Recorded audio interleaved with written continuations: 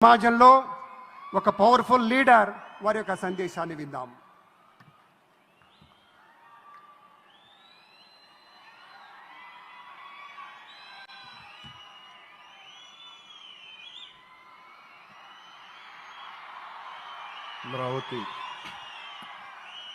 అమరావతి పునఃప్రారంభం సందర్భంగా 34,000 ఎకరాలు ఇచ్చి 29,000 పైచిలకు రైతులు గత 5 సంవత్సరాలుగా నలిగిపోయి ఇక్కడికి వచ్చి రోడ్ల మీదకి వచ్చి ముళ్ళ కంచెల మధ్యలో కూర్చొని పోలీసు లాఠీ దెబ్బలు తిని కేసులు పెట్టించుకొని ఇంట్లో పెద్దవాళ్ళని కానీ చాలామందిని 2,000 పైచిలకు రైతులు ప్రాణాలు కోల్పోయి మీరు నలిగి బాధపడి మీ కన్నీళ్ళు తుడిచే వాళ్ళు ఉన్నారా ఆ రోజునని చాలాసార్లు మహిళా రైతులు నన్ను అడిగారు. ఇది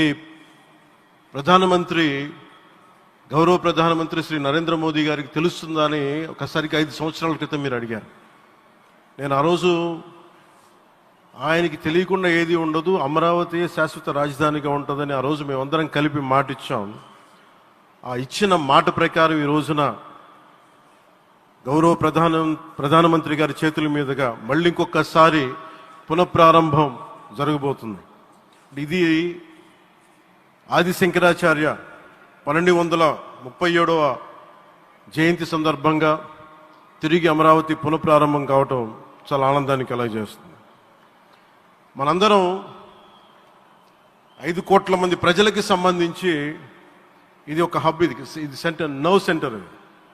అంటే మనందరికి సంబంధించిన ఇల్లు ఇది. మనందరం ఎవరిని అడుగుతున్నామంటే ఒక ప్రధానమంత్రి గారు పూర్వం సన్యాసాశ్రమంలో ఉన్నప్పుడు ఆయనకి అనికేత్ అనే పేరు పెట్టారు. అనికేత్ అంటే అర్థం పరమశివుడు, ఇల్లు లేనివాడని. అలాంటి ఇల్లు లేనివాడు, కుటుంబం లేనివాడు 5 కోట్ల మంది కుటుంబాలకు, 5 కోట్ల మంది ప్రజల కోసం, ఎన్ని కోట్ల కుటుంబాల కోసం మనందరికీ రాజధానిలో ఒక నగరం నిర్మించడానికి, ఇల్లు నిర్మించుకోవడానికి ఇల్లు లేకుండా 140 కోట్ల మంది ప్రజల బాధ్యత తీసుకొని కశ్మీర్ నుంచి కన్యాకుమారి వరకు, అక్కడ కామాఖ్య నుంచి ద్వారకా వరకు ప్రపంచమే, మన దేశమే తన కుటుంబంగా చేసుకుంటూ ఈ భారతదేశమే తన ఇల్లుగా చేసుకొని తిరిగి పునఃప్రారంభానికి విచ్చేసిన గౌరవ ప్రధానమంత్రి శ్రీ నరేంద్ర మోదీ గారికి మనస్ఫూర్తిగా మన అందరి తరపున, ఆంధ్రప్రదేశ్ ప్రజలందరి తరపున, అమరావతి రైతాంగం తరపున, ఆడపడుచుల తరపున వారికి చేతులెత్తి హృదయపూర్వక నమస్కారాలు తెలియజేస్తున్నాను. దివిసీమ తుఫాన్ వచ్చి అందరి ఆశలను తుడిచిపెట్టేసినట్టు గత ప్రభుత్వం రాష్ట్రం మరియు అమరావతి భవిష్యత్తుని తుడిచిపెట్టేసింది. అమరావతి అంటే పరదాలు, సెక్షన్ 30, సెక్షన్ 144 మాత్రమే గుర్తుకొచ్చేలా పనిచేశారు. నువ్వు ధర్మం కోసం నిలబడితే ధర్మం నువ్వు నిలబడేలా చేస్తుంది అనే విధంగా ఆ రోజున అమరావతి రైతులు, రాష్ట్ర ప్రజలు ఈ ధర్మ యుద్ధంలో విజయం సాధించారు. రైతులు ఇచ్చిన 11,000 ఎకరాల భూమిని త్యాగం చేసి వారి సంకల్పం, 33,000 ఎకరాల భూమిని త్యాగం చేసి వారి సంకల్పం ఫలితంగా ఈ రోజున ఆంధ్రప్రదేశ్ రాజధాని ఆవిర్భవించింది. అమరావతి రాజధాని పనులు పునఃప్రారంభమవుతున్న ఈ శుభ సందర్భంలో ముందుగా రాజధాని నిర్మాణం కోసం స్వచ్ఛందంగా ముందుకొచ్చి తమ భూముల్ని, పొలాల్ని ప్రభుత్వానికి ఇచ్చిన అమరావతి ప్రాంత రైతులకు, మీ త్యాగానికి గత 5 ఏళ్లుగా మీరు చేసిన పోరాటానికి శిరస్సు వంచి మీకు ధన్యవాదాలు తెలియజేస్తున్నాం. గత 5 ఏళ్లుగా రాజధాని నిర్మాణం నిలిచిపోయి రాజధాని తరలిపోతుందనే సమయంలో రోడ్ల మీదకు వచ్చి 5 కోట్ల ప్రజల తరపున రైతులు, మహిళలు, విద్యార్థులు చేసిన పోరాటం, మీరు పడిన అవమానాలు, మీపై పడిన గాయాలు ప్రతి ఒక్కటి మా మనసులో ఉంది. ఆ రోజున దివ్యాంగులను కూడా లాఠీ దెబ్బలు నా గుండెలు ఇంకా సజీవంగా ఉన్నాయి. ఆ బాధ మేము మర్చిపోలేదు, ఎవరిని మర్చిపోనివ్వలేదు. అందుకని దానికి సజీవ సాక్షి ఈ రోజున తిరిగి పునఃప్రారంభానికి గౌరవ ప్రధానమంత్రి గారు రాక, ఆ రోజున మహిళలు, విద్యార్థులు చేసిన పోరాటం, మీరు పడిన అవమానాలు, మీపై పడ్డ గాయాలు ప్రతి ఒక్కటి మనసులో ఉంది. మీ త్యాగాన్ని మేము మర్చిపోం. మీరు చేసిన త్యాగానికి జవాబుదారీగా ఉంటాం. బాధ్యతగా అమరావతి నిర్మాణం జరిగేలా సాయశక్తుల ఈ కూటమి ప్రభుత్వం కృషి చేస్తుంది. అమరావతి రైతుల త్యాగాలను హృదయపూర్వకంగా స్మరించుకుంటూ వారి ప్రతినిధులుగా ఇక్కడకు విచ్చేసిన రైతులకి నా ప్రత్యేక నమస్కారం. ఈ పోరాటంలో వారికి ప్రతినిధులుగా సన్మానం అందుకుంటున్న మహిళా రైతులు పాత్ర, ప్రత్యేకించి అమరావతి మహిళా రైతుల పాత్ర చాలా అభినందనీయం. మీరు ఎంత నలిగారు, మీరు ఎంత రోడ్ల మీదకి వచ్చారు. మగవాళ్ళు ఆపేస్తే ఆడపడుచులు బయటకు వచ్చి తిరిగి పౌరుషం చూపించారు, ఆంధ్ర పౌరుషాన్ని చూపించారు. మీరికి నా ప్రత్యేక అభినందన. వాళ్ళు చూపిన సాహసం, సహనం అందరికీ ప్రేరణగా నిలుస్తాయి. వేదిక మీద ఉన్న నా మంత్రివర్గ సహచరులకి, గౌరవ ప్రధానమంత్రి శ్రీ నరేంద్ర మోదీ గారికి, విజనరీ అయిన గౌరవ ముఖ్యమంత్రి శ్రీ నారా చంద్రబాబు నాయుడు గారికి, సోదరులు లోకేష్ గారికి, గవర్నర్ గారికి ప్రత్యేకించి నా హృదయపూర్వక నమస్కారాలు, ధన్యవాదాలు తెలియజేస్తున్నాను. అలాగే ఇతర సహచరులకు, సభకు హాజరైన వారికి, రాష్ట్ర ప్రజలకు కూడా నమస్కారాలు తెలియజేస్తున్నాను. ఇక్కడ రైతులు భూమిని మాత్రమే ఇవ్వలేదు, రాష్ట్ర భవిష్యత్తును నిర్మించే ఆశలను, విశ్వాసాన్ని ఇచ్చారు. కానీ 5 సంవత్సరాల్లో గత ప్రభుత్వం ఆ త్యాగాన్ని అవమానించింది. 3 రాజధానులు అస్తవ్యస్త విధానంతో ప్రజల విఘ్నతని, అమరావతిని అగౌరవపరిచింది. ఈరోజు ఈ వేదిక నుండి మేమందరం మీకు హామీ ఇస్తున్నాం.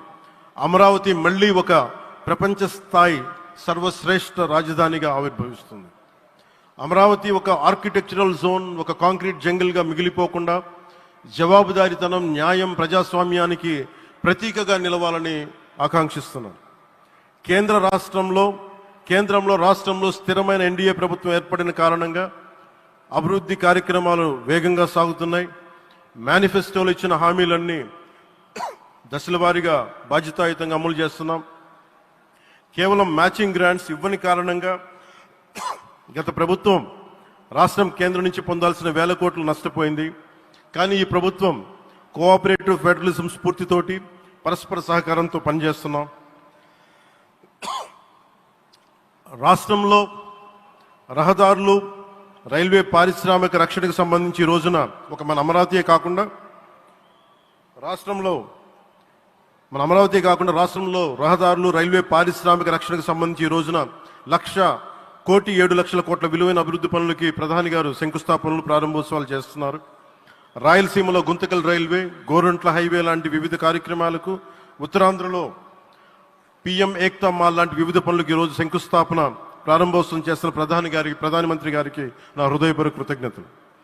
నేను అవనిగడ్డ ఎన్నికల ప్రచారంలో హామీ ఇచ్చిన దానికి అనుగుణంగా మనందరి ఆశలు మనకి ఆశించిన విధంగా నాగాయలంకలో మిస్సైల్ టెస్ట్ రేంజ్కి ప్రధానమంత్రి గారు ఈ రోజున శంకుస్థాపన జరగడం నాకు చాలా సంతోషంగా ఉంది. Now with Honorable Prime Minister Sri Modi ji and Honorable CM Sri Chandrababu Naidu garu, and together again Amravati will surely become a world-class capital, a 360-degree growth engine for all of Andhra Pradesh. Our youth will no longer have to leave for Bangalore, Chennai or Hyderabad. Soon Andhra Pradesh will create jobs for our people and attract talent from across the nation and the world. దీనికి అమరావతికి ప్రత్యేకించి ఒక వ్యక్తిని మనం స్మరించుకోవాలి. రాళ్లల్లో, రప్పల్లో ఒక మహానగరాన్ని చూసిన వ్యక్తి, ఒక 20 సంవత్సరాలు ముందుకెళ్ళి చూసిన వ్యక్తి. అలాంటి నాయకులు మనందరం కోరుకున్నట్టుగా ఆయన వెనంటే ఆయన ఉండాలి, ముఖ్యమంత్రిగా ఉండాలి అని మేము ఆశించిన విధంగా ఆయన ముఖ్యమంత్రి అయ్యారు. ఆయన సైబరాబాద్ అనే సిటీని ఎలా నిర్మించారో, ఎంత అద్భుతంగా రూపకల్పన చేశారో, అమరావతి అనే ఈ క్యాపిటల్ని కూడా ఆయన అపారమైన అనుభవంతో, ఆయన దక్షతతోటి, ఆయన గవర్నెన్స్ కేపబిలిటీ తోటి, అడ్మినిస్ట్రేటివ్ కెపాసిటీ తోటి ఇది అద్భుతమైన మహానగరంగా తీర్చిదిద్దుతుంది. ఇది ఆంధ్రప్రదేశ్కే కాదు, భారతదేశానికి తలమానికంగా అవుతుందని మనస్ఫూర్తిగా నేను ఆశిస్తున్నాను. అలాగే ప్రత్యేకించి ఈ రోజున మనం ప్రధానమంత్రి గారిని చాలా లోతుగా మనం అర్థం చేసుకోవాలి. ఈ రోజున కశ్మీర్లో దాదాపు 28 మందిని చంపేశారు.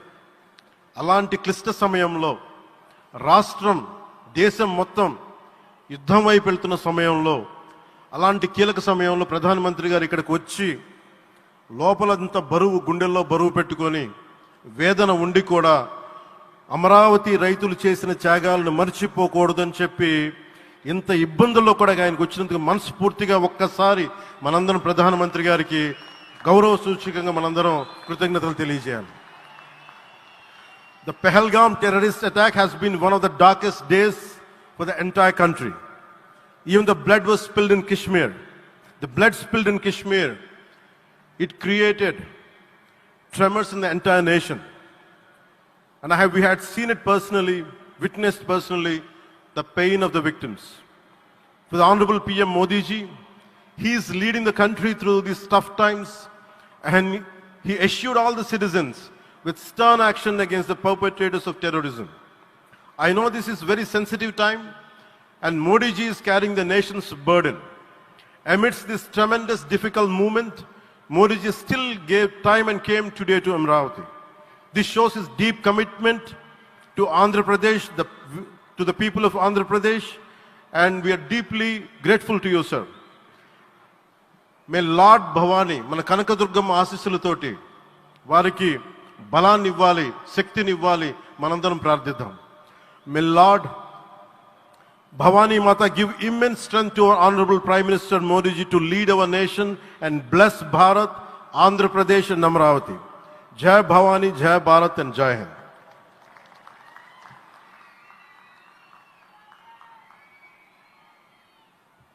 శ్రీ పవన్ కళ్యాణ్ సార్కి ధన్యవాదాలు తెలియజేసుకుంటూ, ఆంధ్రభూమికి గర్వకారణంగా నిలిచేటువంటి నాయకులు కొంతమంది ఉంటారు.